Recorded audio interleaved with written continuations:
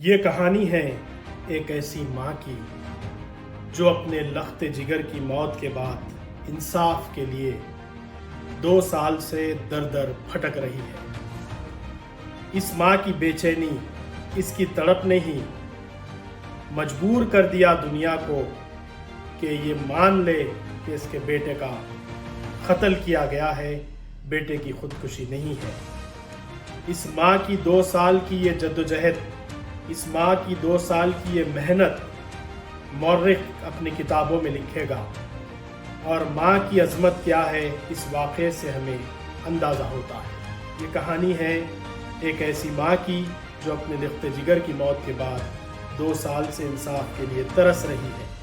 یہ کہانی ہے آسام کی رہنے والی بھارت کی بیٹی ریحانہ احمد کی، جس کے ایک لوتے بیٹے فیضان احمد کا قتل ہوئے 2.5 سال ہو گئے، لیکن اب تک پتہ نہیں چل سکا کہ اس کا قتل کس نے کیا ہے۔ جس دن پہلے دن ہم لوگ کیس دیا، ان لوگ کیس فائل نہیں کیا۔ اوپر سے میں نے پوچھا آپ لوگ کچھ فوٹوگراف مجھے دکھائیے، آپ لوگ جب باڈی کلیکٹ کیا ہے تو فوٹو تو لیے ہوں گے، تو ان لوگوں نے بولا ہم لوگ فوٹو ڈسٹروائے کر دیا۔ تو میں نے پوچھا اتنا بلڈ کیسے نکلا میرا بیٹا کا؟ بلڈ میں خون میں لت پت پڑا تھا۔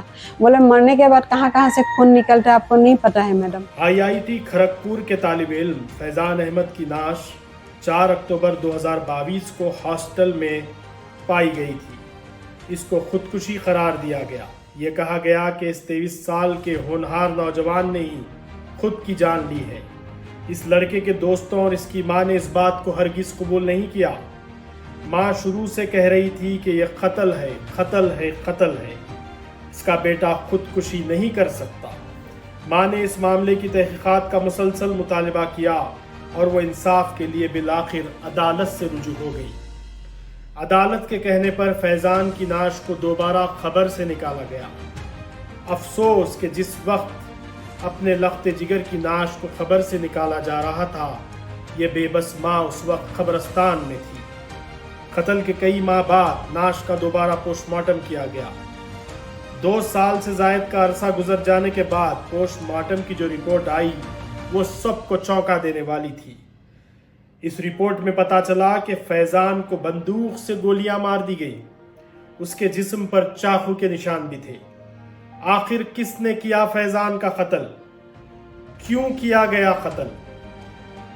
قاتل اس گھناؤنی واردات کے بعد 2.5 سال سے کہاں ہے؟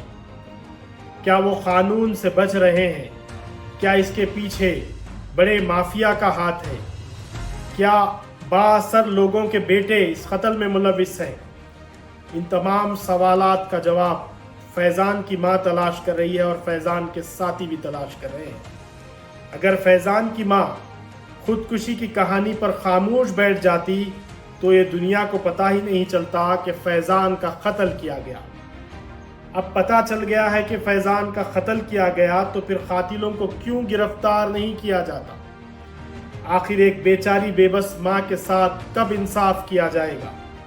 آسام کی رہنے والی ریحانہ نے کئی سیاسی قائدین کا بھی دروازہ کھٹکھٹایا۔